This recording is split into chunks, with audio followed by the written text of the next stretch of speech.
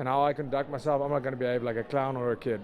And I won't entertain that kind of behavior. Boom, son. If Izzy is seriously as mad as he was making himself out to be, if he's really this fired up over the Africa thing, right? If he's really that mad, that right there is going to infuriate him. When he lands a kick, you land a kick, yours seem to be much, much more damaging. And there's this one category over here, or two, depending on how you look at it. He is tougher than you, dude. He wants it more than you. He wanted it more than you. And he's just more game than you, dude. Are you kidding me? What a night of fights, son. Incredible night of fights. I have so many topics to cover. I honestly don't even know where to start. This video, though, we are definitely going to talk about Dricus Whitaker, but then the drama with Izzy in the octagon afterwards, what Dricus said in his interviews afterwards, the reports that Izzy was super drunk, and I'm going to give you my feedback on how Izzy behaved in the octagon after the fight, you know, because I'm generally a person that it's like, all right, you know, dude, listen, if you're hyping fights, you're hyping fights, dude. You do what you got to do. But in this case, Izzy certainly went a direction that requires, I would say, most people to weigh in on how they feel about it. You know, it's like, well, do you really, I mean, was that a reasonable thing for him to do? Is that a really bad look? Or was it a good, you know, who cares? He's black, he can say whatever he wants. Like, you know what I mean? It's like one of those things that, like, obviously, if you know my channel, I'm obviously going to talk about it. But Dricus Du Plessis talked about it in his interview after the fights, and I thought he did an even better job of responding. I mean, I don't think anybody could have done a better job than what he did, since he's going to be the other side of that fight. So we're going to talk about that. Listen, let me show you something. Honest to God, let me just show you this. I do these videos off the cuff every time. This is the amount of notes I have on videos that I need to do from UFC 290. Okay. This is the longest list of notes I've ever had from an event. Like, okay, I got to do that video, that video, that video. So I'm going to get down like a clown right now, son. And we're starting with the Izzy and Dricus thing. So that's what it is. Now, if you have not subscribed to the channel and you are watching my content consistently, that probably means that you don't understand what the agreement is, because the agreement is you can watch as much stuff as, watch all my stuff. Every single video I've ever done for free. You just have to subscribe. Like, that's the cost. Like, literally just click the button one time. There you go. Access to everything. Or you could just do it without subscribing and, you know, be a little sneak thief. But I would appreciate it if you would not steal and just click subscribe, and then you can watch all of my content in the world. And I love you guys. Thank you, all the subscribers and all of the new people. Let's rock. Okay, so first of all, let's just talk about the fight really quick. So Dricus was not picked by a soul on earth to win. No one.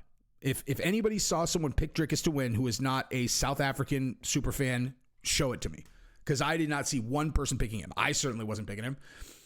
Robert Whitaker was a 3-1. I think he was a minus 330 favorite, which, for those of you who don't know how to read those odds, it means you have to bet $330 on Robert to win 100. Okay. So if it's minus, that means that's how much you have to bet on that person to win $100. If it's plus, that's what you're going to get for a $100 bet. So if you bet 100, like if it's like plus 1,800, which obviously would be an enormous underdog, you bet 100, you would win 1,800 if you win that bet. That's how that works. So Dricus was a, you know, over 3-1 underdog, and that seems totally reasonable to me. Even though he had won 7 in a row going into this fight, right? 7 in a row going into this fight, but Robert Whitaker, he's faster, he's more crisp, he has more clean technique, basically exactly as we saw in the first round before he got clipped, was exactly what everybody I think was expecting to see from this fight. The thing is, Dricus is a tank, dude. He seems to be basically impossible to hurt. Now he can breathe out of his nose, so he's got better cardio. If he hits you, it's night time, and he actually can very cleanly, you know, like he's got like this style that is almost intentionally wild. It's not crisp, kind of on purpose. Now that is going to play into the Izzy fight breakdown, obviously, and we're definitely going to talk about that, how he matches up with Izzy. But bottom line, with Robert Whitaker's like the worst match on paper, is like the worst matchup for him. Terrible matchup for him, because he's wild. He's not super crisp. So you expected Robert Whitaker to be able to avoid any of his strikes. Robert Whitaker is a very, very legit grappler, very high level black belt in jiu-jitsu. So like the idea that he was going to get dominated on the ground seemed basically impossible. So when you really break, you were like, how's Dricus going to win? Only way is if he catches him, right? Which he did, obviously. But the fight basically played out exactly as it broke down. Izzy is a very different fight. Izzy and Dricus, that matchup is very different and not favoring Izzy, right?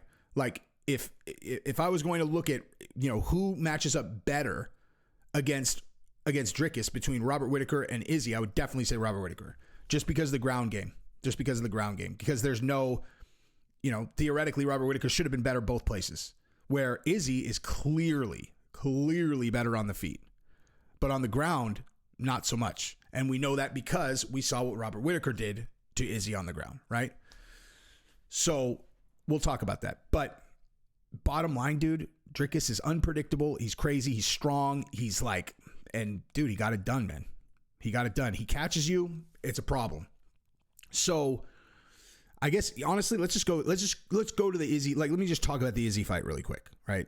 So Izzy, well, I'm going to kind of talk about both things now, I'm realizing, because I think Izzy's mindset going into this fight is very notable, because this matchup is not very favorable to Izzy necessarily, because Dricus, basically, like, he just charges forward to engage in the clinch. Like, he'll just charge forward and then get into a clinch and then go for a takedown. It's like, so if Izzy doesn't like knock him out on his way in, there's a high likelihood they're going to end up in a clinch. And if they end up in a clinch, Dricus is so strong, dude.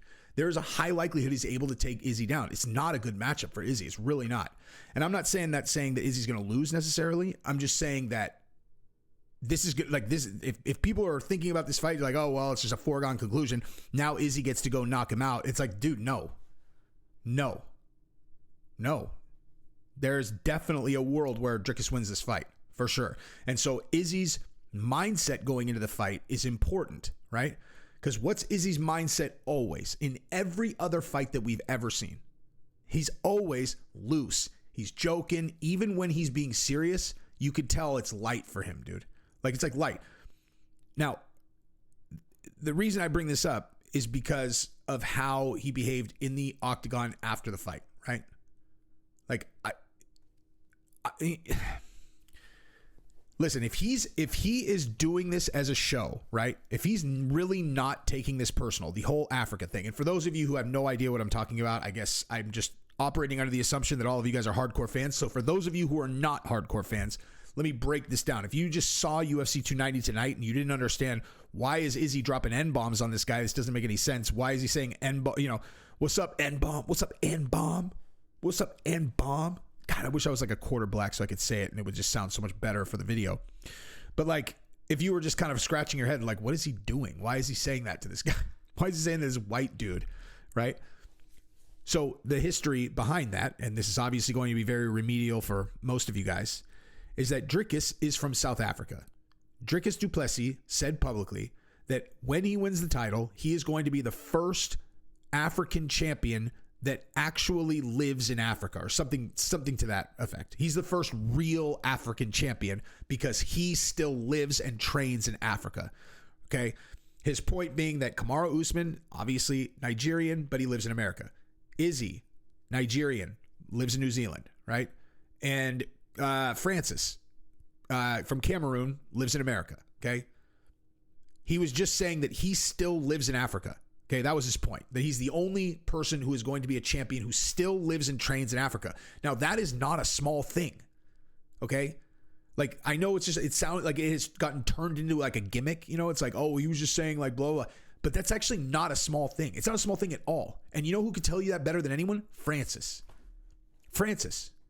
Because Francis left Africa specifically because there wasn't enough fight infrastructure for him to train and chase his dream.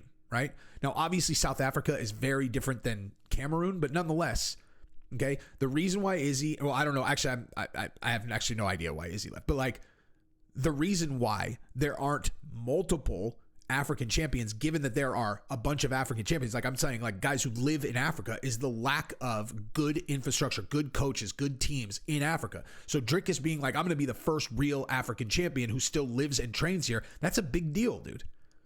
It's a big deal. You know? And so he said that. And if you didn't know this story, hey, guess what happened, right? This white guy from South Africa said that he was going to be the first real African champion. So, of course, where did that go, right? Like, where did that go? Where would you guess that went? You know, most predictable thing ever. So Izzy, who you may have noticed is black, he really took offense to this because Dricus is white and said that he's more African than Izzy. So, like I said, maybe Israel Adesanya is playing a character and selling a fight, in which case, bravo, good sir. Absolutely, bravo. In these situations, I always feel like I have to say, okay, well, here's my opinion, but as a caveat, obviously nobody respects the game more than I do. So if what you're doing is a shtick to sell a fight, not only do just disregard anything that I say about this, I give you nothing but praise. Genius. Excellent fight game. Excellent fight promotion. Excellent fight promotion. Now let's just, as a thought exercise though, set that aside and pretend that Izzy's, fury about these comments is real, right? Like he's really that pissed. And he really feels the way that he felt when he was saying things like a cracker would say a thing like that he's more African than me when he's white. Me, a black guy, he's more African than me. So let's just assume that he was serious as a thought exercise. Dude, Africa is a continent. It's a landmass, right? Like Africa is a continent. Being from Africa has nothing to do with your race. Now, is the vast majority of the population in Africa black? Yes. What does that have to do with being African? He's from Africa. He grew up in Africa. He currently lives in Africa. He trains in Africa. He never said a single thing about race. Nothing. Now, he may have been doing that intentionally to try to bait Izzy, but honestly, I actually don't think he was. After seeing this interview that I'm going to show you in a second, where he's, responding to Izzy's kind of antics tonight. I don't think he's, so let me show you that. Let me show you that right now, actually. And here, I also just wanted to show you guys this. This is Dricus's record, dude. Okay. He has one loss in 2018. Aside from that, look at this, dude. This guy has beat everybody, man. It's a lot of wins, dude, with only one loss.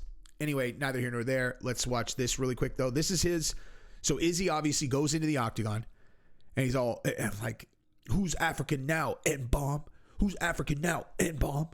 It's like, I don't understand. Like, why are you calling him that? Why are you saying that? Are you implying that he can't say it back? It's like you're having a conversation that he was never having. He never said he was black. He never said, all he said was common sense that he's African, which is true. Anywho, so here is what, and then honestly, here was the other thing. I thought that how Dricus responded in the octagon was actually great. And he said, I am African and you're, but man, I can't remember. He said, you're no brother of mine. He said, you're no brother of mine. And it was in, something like, I'm from Africa, but you're no brother of mine. And the way that he did it was actually really classy, where he was just like, I'm not engaging in this, right? So I think what Izzy was doing was being like, I can drop N-bombs because I'm black. You can't. And it was like, he never said he's black. He never said any of these things. I don't understand how this, again, promoting fight, fine. But here's what Dricus said about it afterwards, which I thought was really classy. Yeah, at the end of the day, I think it's our warrior mentality of knowing what this is about. And I understand the entertainment value of this, but there's a certain way a man conducts himself, and the way that man who calls himself a champion, Israel Adesanya, conducted himself tonight, that's not how a champion of a man conducts himself. He might be a champion right now, but he's not a champion of a man. I'm a champion of a man, and how I conduct myself, I'm not going to behave like a clown or a kid, and I won't entertain that kind of behavior. Dricus Du Plessis. Boom, son. Boom. Boom, son. I'm just saying, dude. Listen.